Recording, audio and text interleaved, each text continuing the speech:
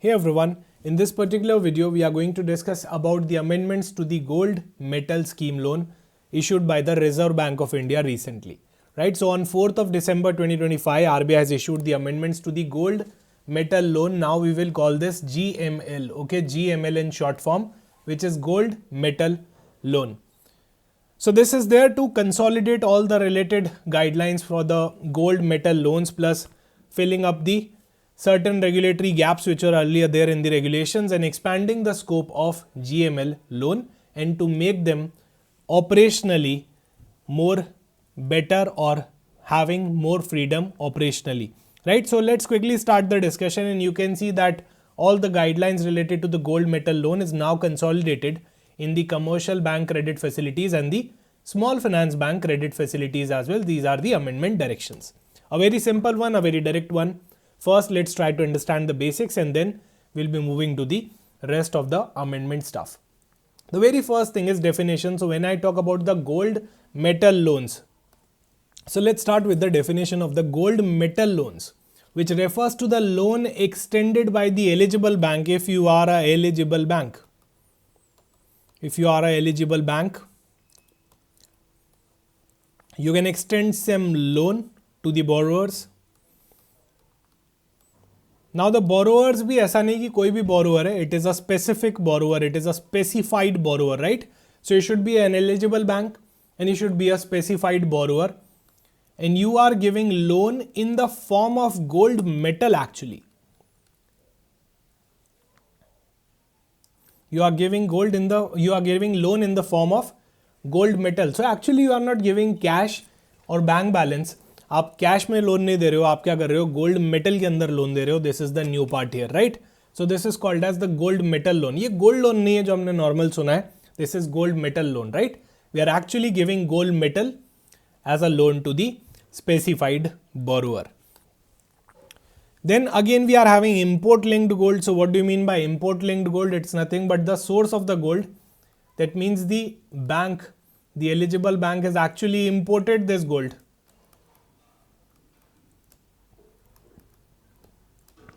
And then the bank is offering this gold metal as a loan. The repayment will be made in only cash, right? In this kind of arrangement, the repayment will be made only in cash. So the gold metal loan extended by the nominated bank authorized to import gold. So I am an authorized bank. I am authorized to import the gold. So I can import the gold from any country, right? So the metal is actually imported, right? And where the repayment is to be necessarily in the cash. Now in that case, the borrower has to pay me only in cash, right? Otherwise, gold वापस देने का भी option रहता है. But as of now, the borrower has to give me only in cash. Then we have the GMS linked loan. Now GMS means gold monetization scheme. Gold monetization scheme. तो अभी देखना gold monetization scheme क्या होती है. So it's nothing but a scheme launched by the government of India in 2015. Why? Because Indian households के पास, right, बहुत सारा gold होता है and they can use it for lending purposes. वो अपना गोल्ड क्या कर सकते हैं, बैंक में जमा करवा सकते हैं. In the gold monetization scheme, they will be earning interest on it, right? So it is nothing but a method to channelize the gold into the productive use, right? Now यहाँ gold monetization scheme से जो आपने gold metal lending को यहाँ पे link कर दिया है, लोन्स को लिंक कर दिया है, right? So I am a bank, I am utilizing the gold that I have realized in the GMS, right? The gold deposit accepted by them as short term bank deposits under the GMS. मुझे कुछ gold मिला, मैं एक bank को, मुझे GMS scheme के अंदर I got some gold. I am keeping this gold as a deposit and I am paying the interest on it, right? Gold borrowed from other designated bank under the GMS या फिर मैंने किसी और bank से ले लिया और अब मैं क्या कर रहा हूँ, आगे इसको लेंड कर रहा हूँ, इस गोल्ड को मैं लेंड कर रहा हूँ. अब जो बोरोअर है, the borrower can pay me either in gold again or in cash also or a combination of both. So यहाँ पे borrower जब मुझे पे करेगा, right, तो गोल्ड में भी कर सकता है, बैंक के थ्रू भी कर सकता है. So if I talk about the gold metal loan, यहाँ पे क्या होगा, कोई भी एक स्पेसिफाइड बैंक होगा, वो स्पेसिफाइड बोरोवर्स को गोल्ड मेटल दे देगा लोन के अंदर, पैसे नहीं देगा, गोल्ड मेटल ही दे देगा. सही है?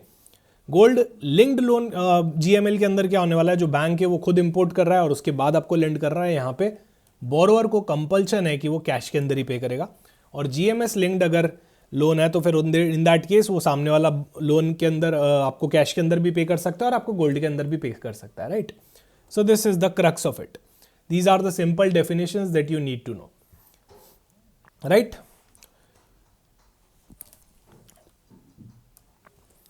So guys, let's quickly summarize the definitions. The first thing is gold metal loan. Here the bank is actually lending the gold metal instead of cash.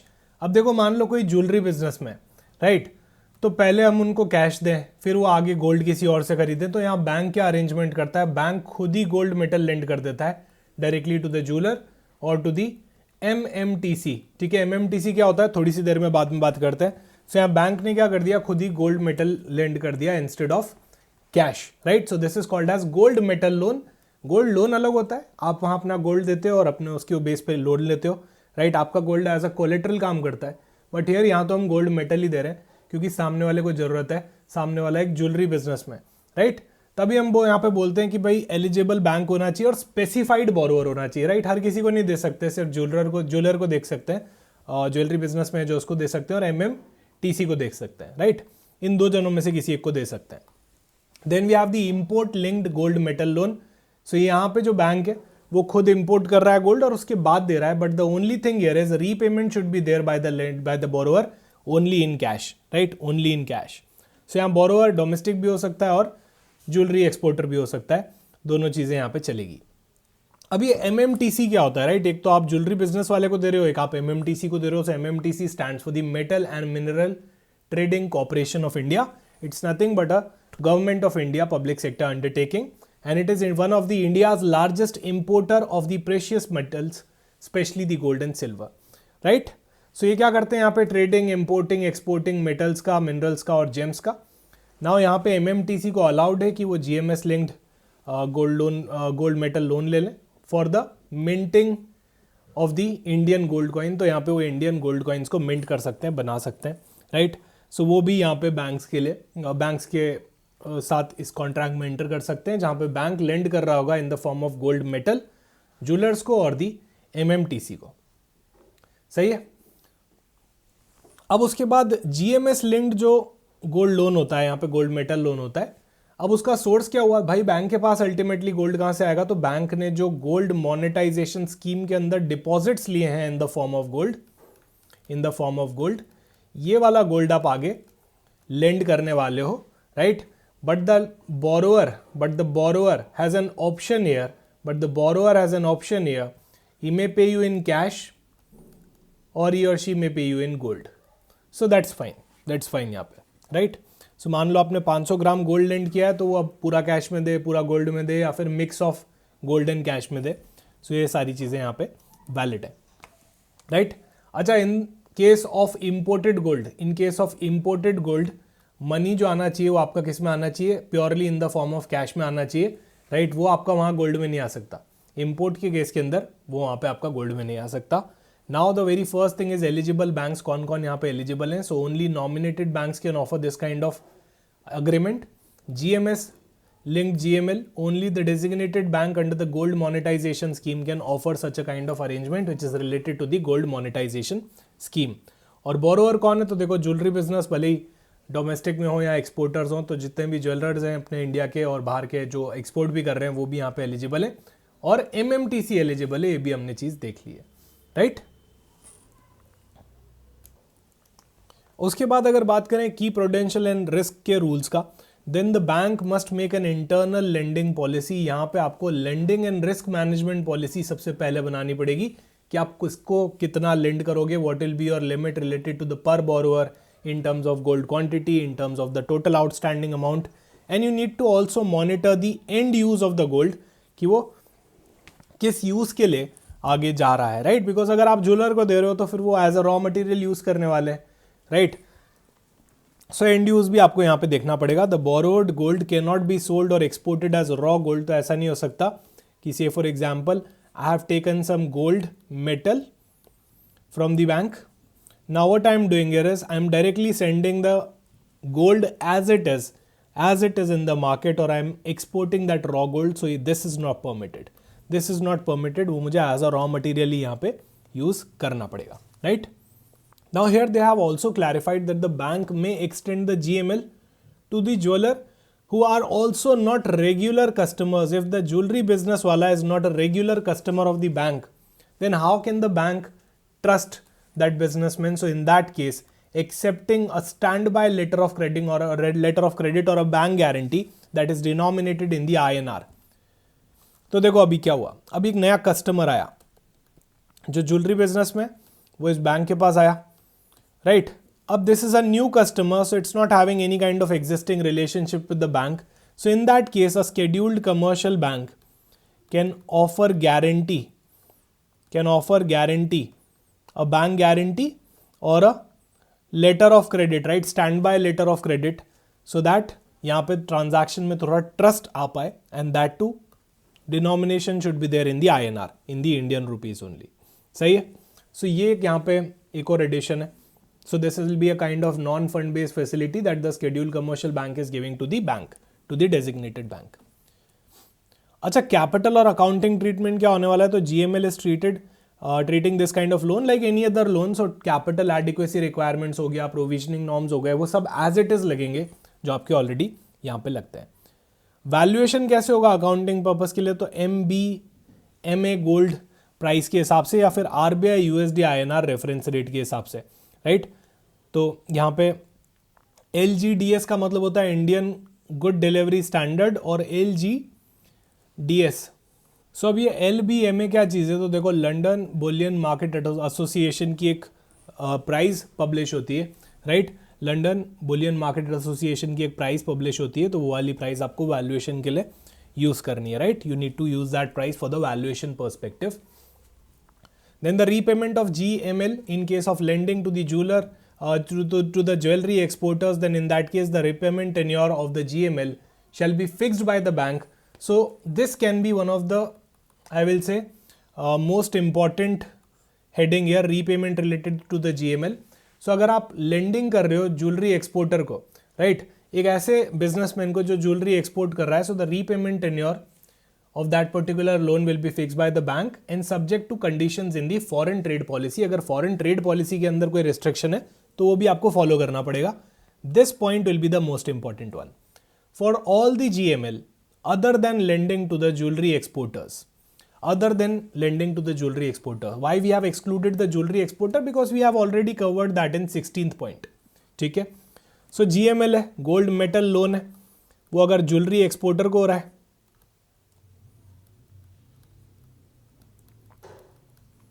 So in that case क्या होगा? Bank limit fix करेगा plus foreign trade policy का भी reference लेना पड़ेगा. अगर other case है, कोई और है except the exporter, then the bank may fix a repayment.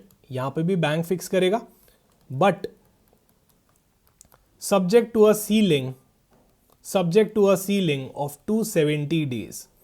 सो यहाँ 270 डेज से ऊपर नहीं जानी चाहिए सीलिंग, भले ही बैंक फिक्स कर रहा हो. सो दैट यहाँ पे एक सीलिंग लिमिट इंट्रोड्यूस करी गई. अभी no doubt bank is fixing the limit, still it can't go about the 270 days का क्राइटेरिया, राइट? ये 270 दिन से ऊपर नहीं जाएगी. So this can be important guys, right? This can be important. And disclosures जो होंगे उसके लिए अलग से एनेक्स्चर दे रखा है, उसके हिसाब से डिस्क्लोजर्स करने रहेंगे. अब यहाँ पे सबसे इंपॉर्टेंट चीज़ है 270 डेज होने वाली है आप लोगों के लिए. अच्छा, earlier it used to be 180 days. Now in the feedback also, when the RBI has released the draft circular related to this concept, काफ़ी सारे लोगों ने फीडबैक दिया कि आप ये 180 डेज को एक्सटेंड कर दो. So actually RBI has extended it to 270 days, right? ये वैसे हमने फिनेंस करंट अफेयर सेशन के अंदर भी पढ़ा हुआ है, बट करंटली अभी 180 डेज से सीलिंग कितनी हो चुकी है? 270 डेज की हो चुकी है. But that's a case of export other than exporter होगा तो फिर उसके लिए तो foreign trade policy is there and bank की limit is there. But other होगा तो बैंक की limit is there plus a ceiling of 270 days is there. So bank अपनी अलग से लिमिट दे सकता है, पर 270 डेज से वो ऊपर यहाँ पे नहीं जाएगी. एक इंपॉर्टेंट पॉइंट है यहाँ पे, right? So this is going to be the important thing that you need to remember here. सही है?